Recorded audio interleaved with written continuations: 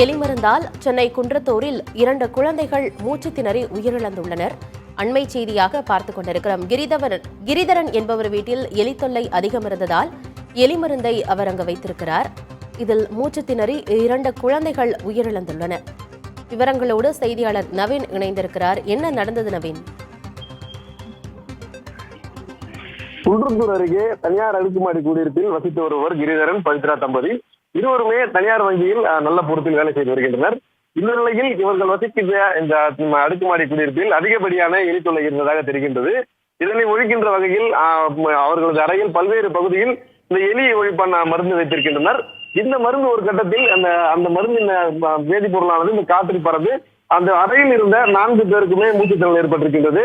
அதன் காரணமாக உடல்நல பாதிக்கப்பட்ட கிரிதரன், பவித்ரா, அதே போன்று அவர்களது 6 வயது குழந்தை வைஷ்ணவி, 1 வயது மகன் சுதர்சன் ஆகிய 4 பேரும் குன்றத்தூரில் உள்ள ஒரு தனியார் மருத்துவமனையில் சிகிச்சைக்காக அனுமதிக்கப்பட்டனர். இதில் சோக நிகழ்வாக குழந்தைகள் 2 பேருமே சிகிச்சை பலனின்றி பரிதாபமாக இறந்து போனர். இதற்கிடையே கிரிதரன் மற்றும் பவித்ரா தற்போது போரூரில் உள்ள தனியார் மருத்துவமனையில் சிகிச்சைக்காக அனுமதிக்கப்பட்டு அவர்கள் அங்கு தீவிர சிகிச்சை அளிக்கப்பட்டு வருகின்றது. இந்த சம்பவம் பகுதியில் பெரும் பரபரப்பை ஏற்படுத்தியிருக்கும் சூழலில் இந்த விவகாரம் குறித்து குன்றத்தூர் போலீசார் வழக்கு பதிவு செய்து தற்போது விசாரணை மேற்கொண்டு வருகின்றனர்.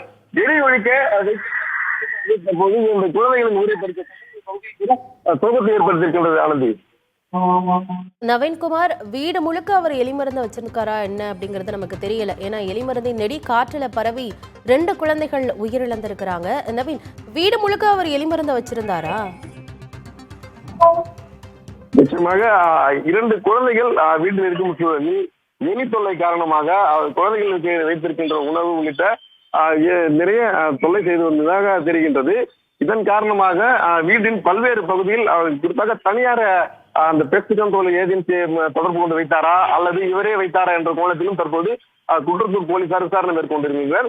ஏனென்றால் இந்த 4 பேருக்குமே உபாதை ஏற்பட்டு மருத்துவமனையில் சிகிச்சை பெற்ற நிலையில் 2 குழந்தைகள் அந்த நெடி உட்கொள்ள முடியாத சூழலில் தற்போது இறந்திருக்கின்றனர்.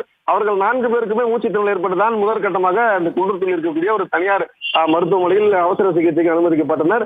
அங்குதான் 2 சிறுவர்களும் இறந்து போயிருக்கின்றனர்.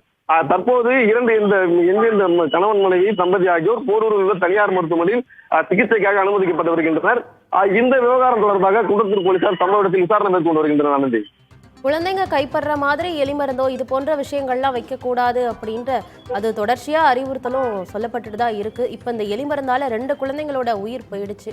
தகவல்களை வழங்கியமைக்கு நன்றி நவீன்.